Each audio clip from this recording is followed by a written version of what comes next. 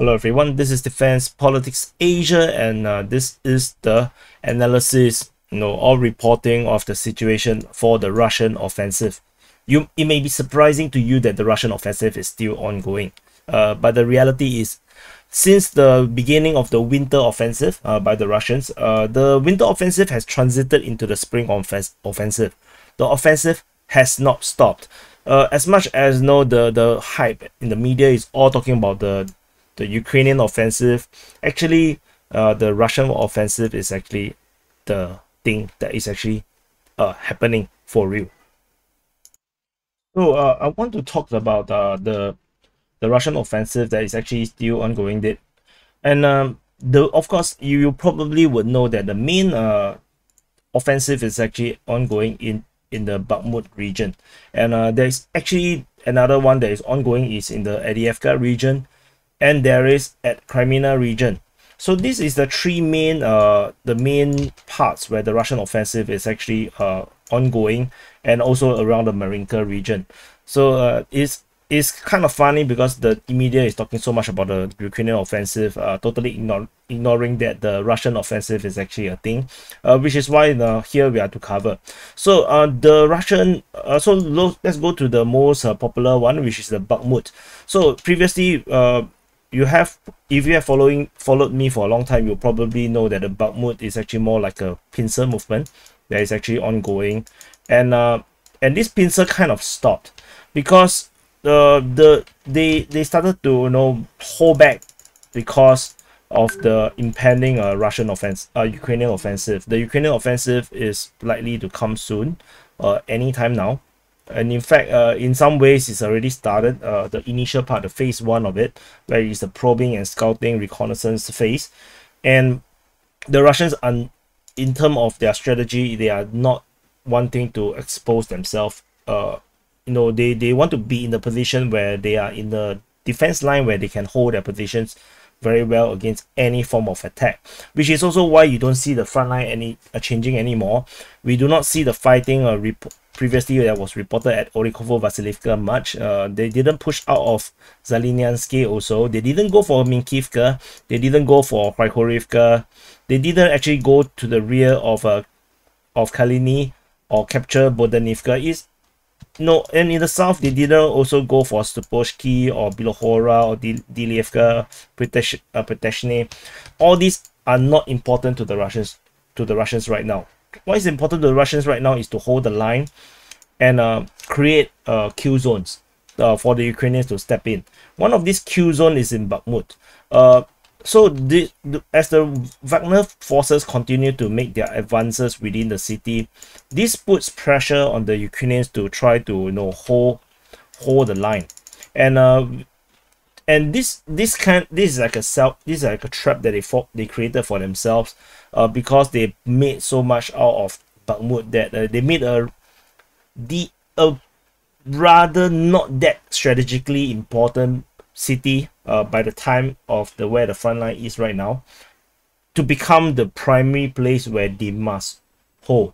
So the Ukrainians continue to send reinforcement into this cauldron here, and to hold these positions until they can kind of liberate it through their counteroffensive.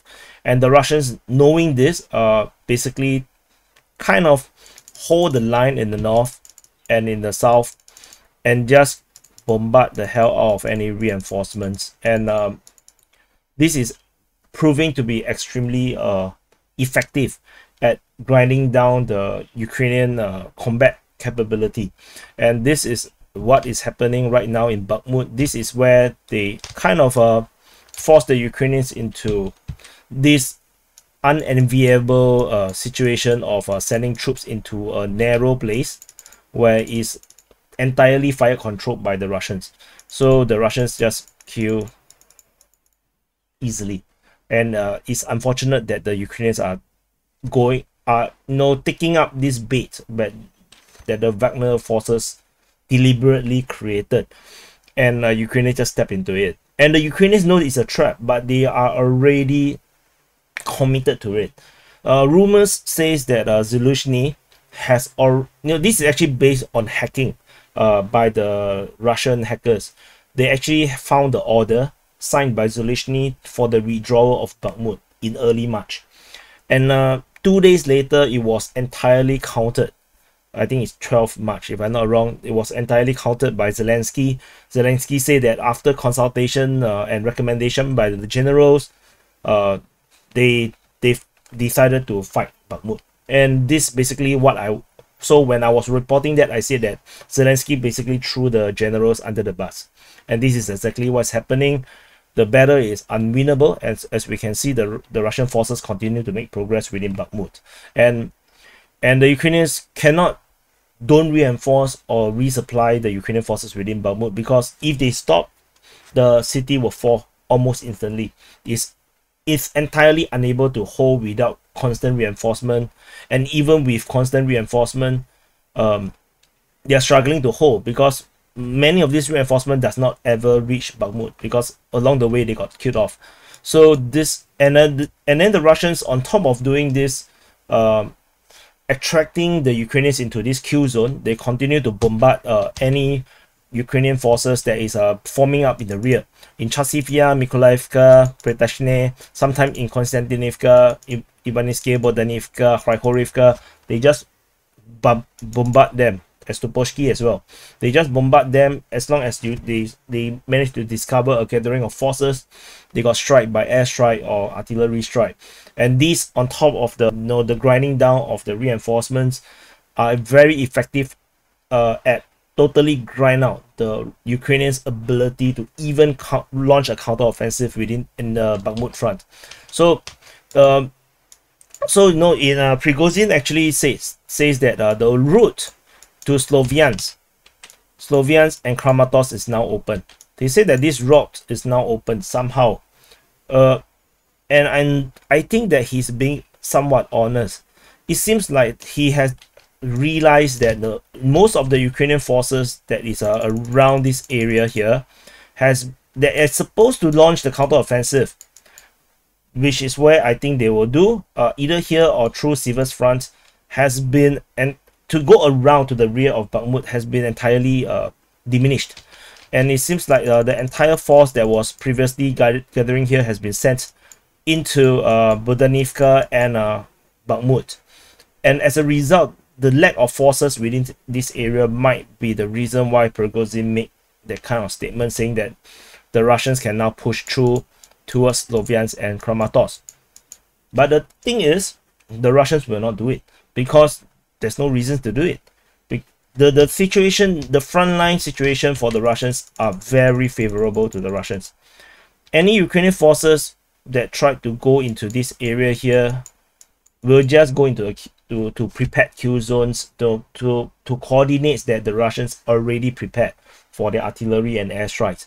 So the Russians will not move, and this is creating a very hard conundrum for the Ukrainians, because the Ukrainians they are unwilling to trade grounds for space and time, and this makes them very vulnerable to this kind of trap.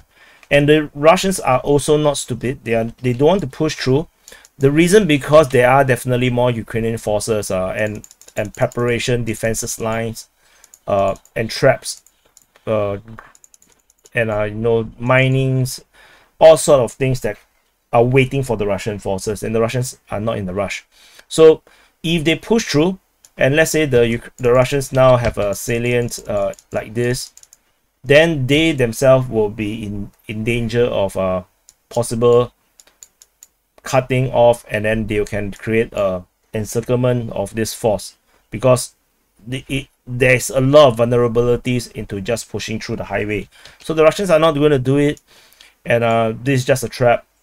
I think this is just a trap to draw more Ukrainian forces into protecting the highway, and then thinning out the Ukrainian forces away from the front line that matters. I think this is a lot of mind games. The Ukrainians are definitely not sure which is the real objective or plan of the Russians. Even as I report, as I look at all these things on a daily basis, the Russians have a lot of initiative. So within the Bakhmut front, the Ukrainians are definitely in the back foot. unless they withdraw from Bakhmut.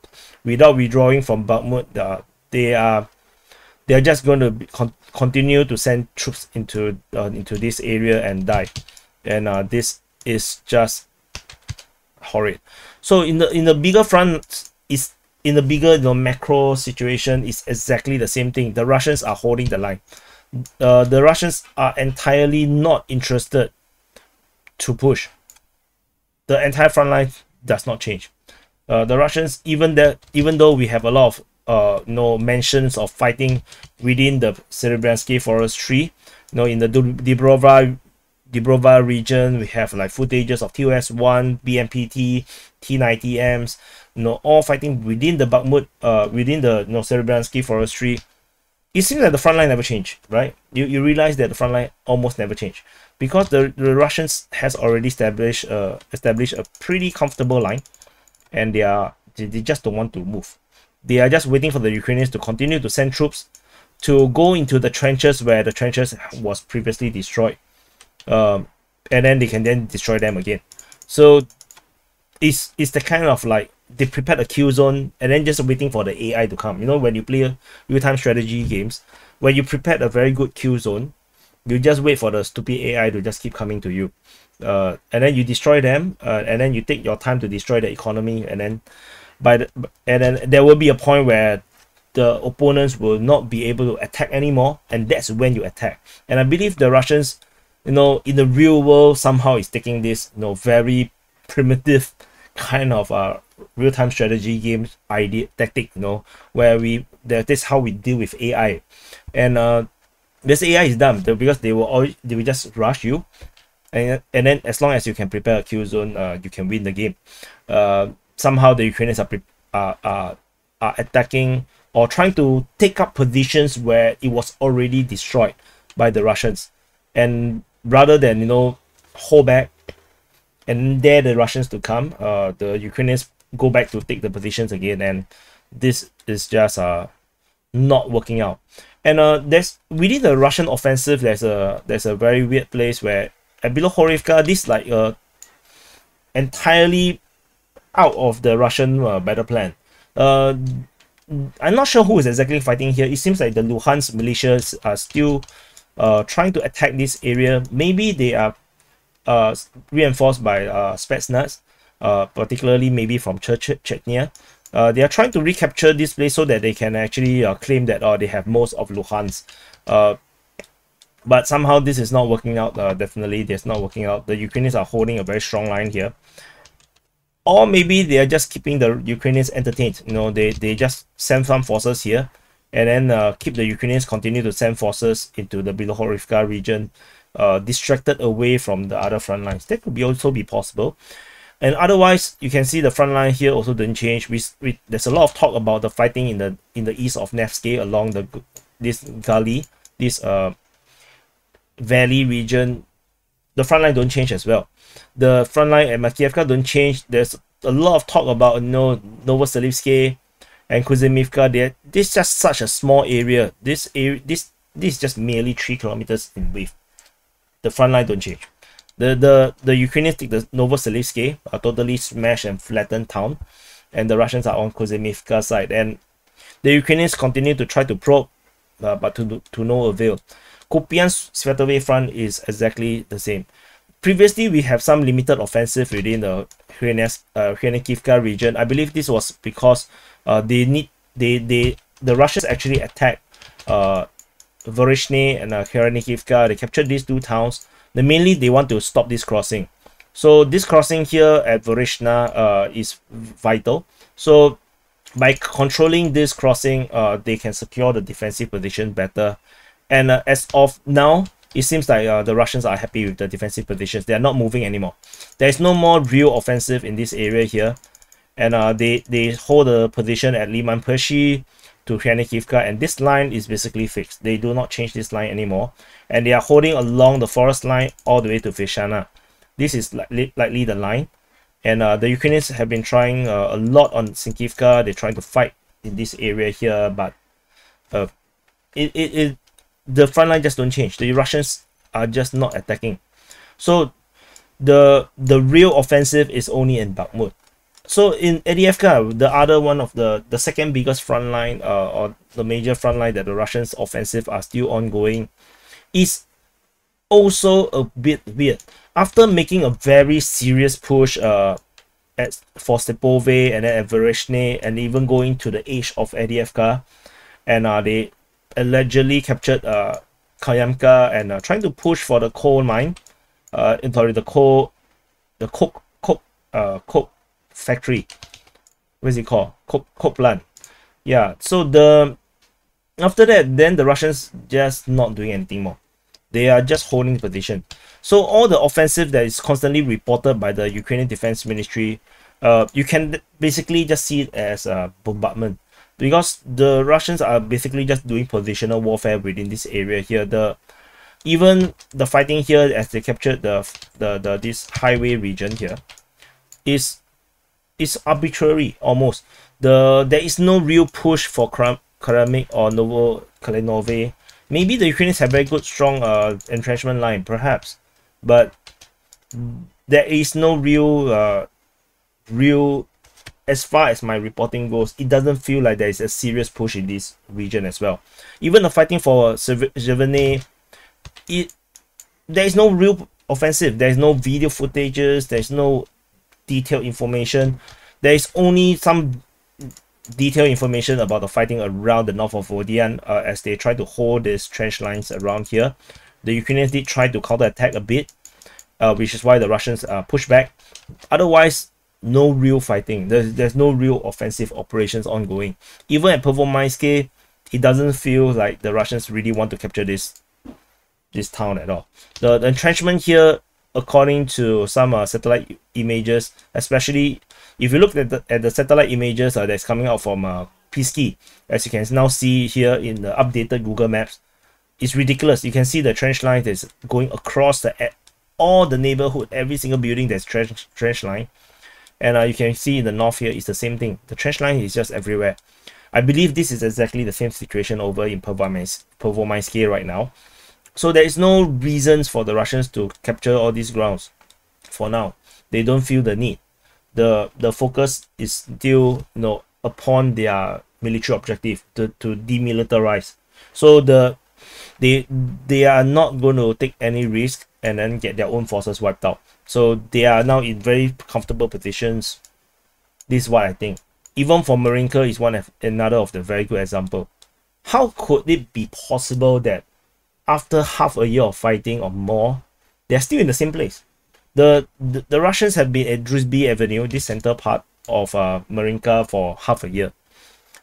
Yet they have the capability to push in Bakhmut, but they are unable to push in Pervomaisky. It basically is just flat ground. If you make a concerted push with a massive force, you can easily capture the entire of Marinka, but they don't want. They just happily hold this position, and then they just keep attracting more Ukrainian forces into this area here. Of course, the Ukrainian side can say the same thing. They say that, oh, the Ukrainians purposely hold a line here, and then keep attracting the Russian forces into this area. I mean, that could also be true. That could also be true. I'm just saying that from this Russian offensive perspective, I believe the Russians are just purposely holding the line. And so this is the Russian offensive, and the Russian offensive in Voleda was a disaster. I believe that it was the local commander that's trying to show that the Russian forces is just as good as the Wagner, and then they make this ill-fated attempt at Voleda and got a lot of forces wiped out. And the Ukrainians effectively stopped this advance and even counterattacked. And Ukrainians even managed to capture half of the dachas previously, and they counterattacked, and then they captured the northern river half of the Polivka. They still hold it right now, but anyone that goes there dies. So there is a bombardment, but Russian bombardments reported all the time. And the Russians just take this opportunity and just shell the hell out of any forces going to Voleda region. So any Ukrainians reinforcement coming to Voleda, they are just subjected to Russian bombardments, and any gatherings just get bombarded. The situation for the Ukrainians is difficult because they do not have a superiority in terms of air superiority and in terms of artillery as well. So the lack of the ability to do counter artillery makes it a suicidal thing for any forces to go near the front, and the Ukrainians have no choice; they have to hold the front. So that is situation in Voleda. There was some reported of Russians doing offensive in this area, according to Ukrainian sources and some Russian sources in the Dacha area. It seems like just a probe. It doesn't, or it's just a diversionary attack. It doesn't look, it's not sustained. The report of the fighting no longer exists, so it's not sustained. So it looks like the fighting is just to draw Ukrainian forces again into the Voleda region, which means that there might be a possibility that the Russians do not think that the Voleda region is where the Ukrainians is going to strike in their counteroffensive, which is why they want to draw forces into this area here. And previously we have in my Ukrainian offensive reporting, we have the Ukrainians gathering in this area here. So maybe they just want to draw more forces into here to the Voleda region to prevent the Ukrainians from having so many forces within this area here. That could be a possibility because they are already drawing forces into Marinka region, and so to weaken the concentration of forces, because you need to have a concentration of forces to do offensive. Otherwise, if you look at the rest of the Zaporizhia line, the Russians are just defending. They dug so much trench lines and defense lines. So there's lines here, there's lines north of Tokmak. I believe, let me zoom out, will be better. So there's a front line here along the Zaporizhia line. And then there's a line at Vasilievka, there's a line in front of Tomashka, there's a line around Podorodny, there's a massive line in front of Melitopol. So this front line, these lines here, is basically just pushing the Ukrainians this direction. And the Ukrainians have a gathering of forces north of Orekhiv. Their prime objective is Melitopol. But of course, they can also go for Vodiansk, or they can actually go for Mariupol, because there is a force here. So this force might go for Mariupol. So the Russians clearly know what they are doing, and they deliberately put the defense line in this way. And I'm not sure. Maybe I'm overestimating. Maybe the Russians do not know what they are doing. So as far as I can tell, the Russians are not planning anything at Zaporizhia. It's just a defensive position. Same thing for the entire of the Kherson line. The Kherson Dnipro River is just the Russians just waiting for the Ukrainians to come. So yeah, so this is the analysis and reporting of the Russian offensive. I will continue to monitor. If you let me know in the comments what you think about this analysis and reporting. Do you want me to do more often? How often do you want me to do the this update in terms of my analysis or my opinions in terms of the Russian offensive? And just comment below, let me know, and let me know if you want to see my face, or you think that my face is just very irritating. So just comment below, let me know, and I'll see you in the next update.